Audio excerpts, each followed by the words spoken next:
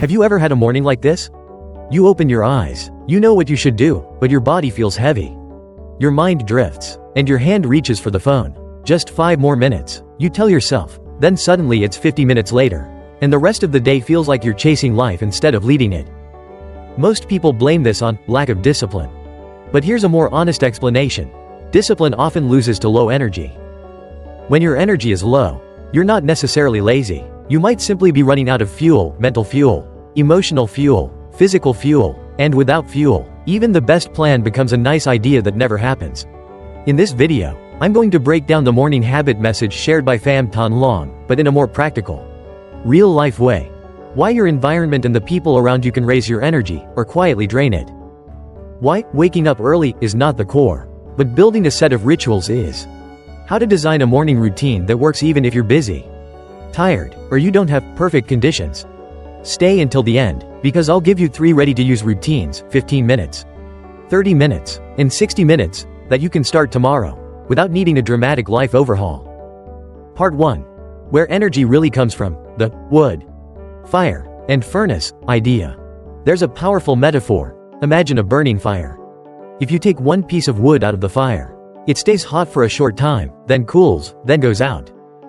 That wood isn't weak. It's simply left the source of heat.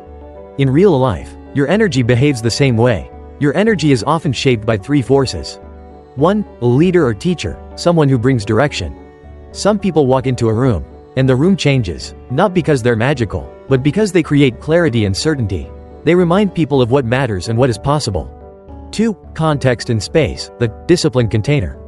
The same person can act completely differently depending on the environment. In a clean, structured environment with clear rules, you naturally become more focused. In a messy, chaotic environment, your mind becomes chaotic too. Your space is not just decoration, it is a behavior engine. 3. Your group energy is contagious. You don't need to be a psychologist to know this. Some groups make you want to improve. Other groups make you want to complain.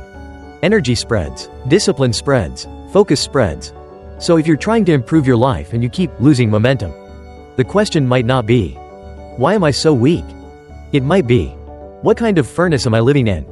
Part 2, the biggest truth. Energy drops over time. Even if you have one strong day, energy still drops. Nobody stays at peak motivation 24/7. The solution is not be strong all the time. The solution is build a reliable recharge system.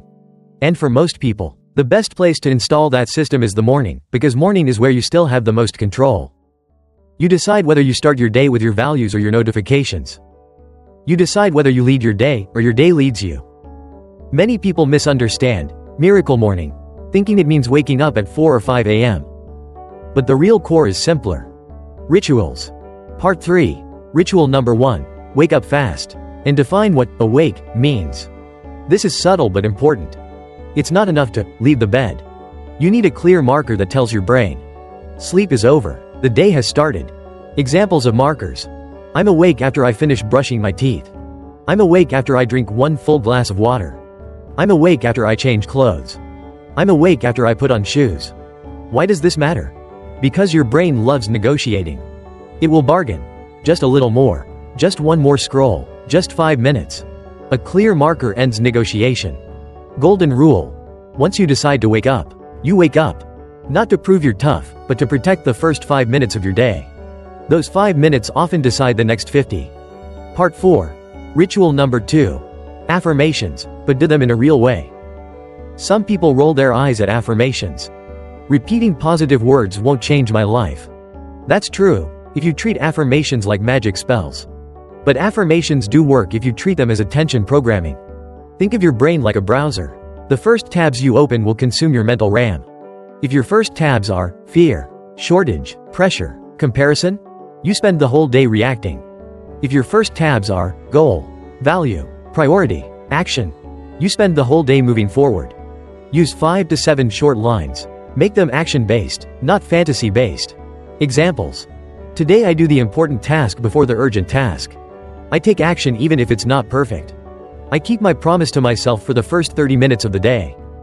When I want to quit, I remember why I started. This aligns with the general idea associated with the miracle morning. Your external results rarely exceed your internal development. You attract outcomes through the person you become. Part 5. Ritual number 3. Silence, the skill of not doing. Silence sounds simple, but many people avoid it because silence exposes what's messy inside. That's exactly why it helps. You don't need complicated meditation. You need 3 to 7 minutes. Sit upright. Breathe slowly. Don't solve problems. Just observe. What's happening inside me? Silence doesn't remove your problems. Silence prevents your problems from owning you. Part 6. Ritual number 4. Light movement. Morning workouts don't need to be heavy. You only need to wake up your body and turn on circulation. A simple 5 to 10 minutes. Neck, shoulder stretches. Light squats. Short plank. Quick walk or gentle jumping in place. The real power is psychological. Movement creates the feeling. I started. And once you start, continuing becomes easier. Part 7. Ritual number 5. Read 5 to 15 minutes, clean fuel for your mind. You don't read to show off knowledge. You read to make sure your mind receives quality input before social media throws random noise into your head.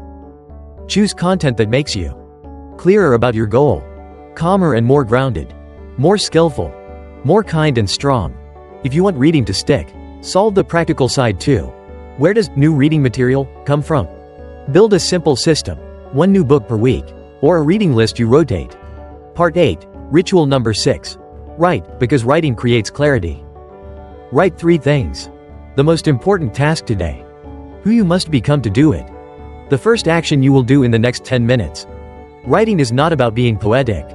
Writing is about uncluttering your brain. This fits the idea that writing is a form of thinking, organizing thoughts into clear structure. Part 9. 3 real-life cases, so you can actually apply it. Case A. A busy spa owner who wakes up anxious. If you wake up and immediately open messages, clients cancel. Complaints appear, your brain enters firefighting mode. Solution. A 15-minute, closed door, before phone time. 2 minutes. Water plus wash face, your awake marker. 3 minutes. Silence.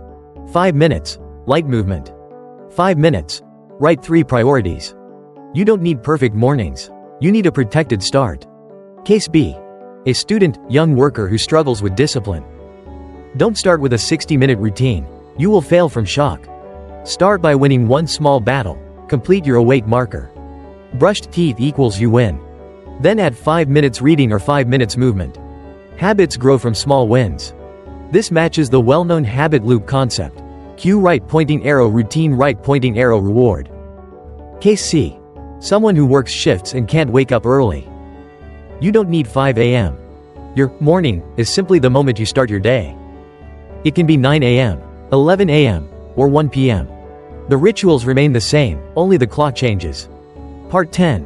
Why a mastermind group makes it easier. You can self-discipline for a week. But for months, you need an ecosystem. A good mastermind doesn't need to be big. 3 to 6 people is enough. Simple rules. Shared direction or growth focus. Fixed weekly meeting time, 60 to 90 minutes. Weekly commitment plus next week report. Support without emotional pampering. A group becomes your furnace. You enter, and your heat rises. Part 11. The ultimate source of energy, your point B. A sharp question. Why did you wake up today?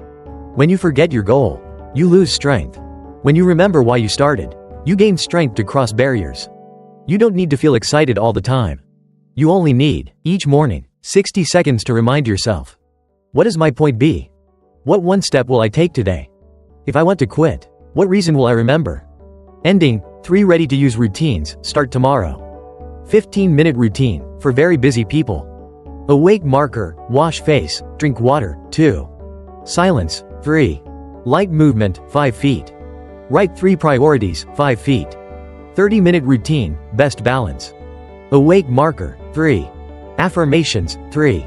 Silence, 5 feet. Light movement, 7. Reading, 7. Writing, 5 feet. 60-minute routine, when you want a growth sprint. Keep all 6 rituals, increase reading and writing time, and add 10 minutes to review goals, point B. Takeaway, clear lesson.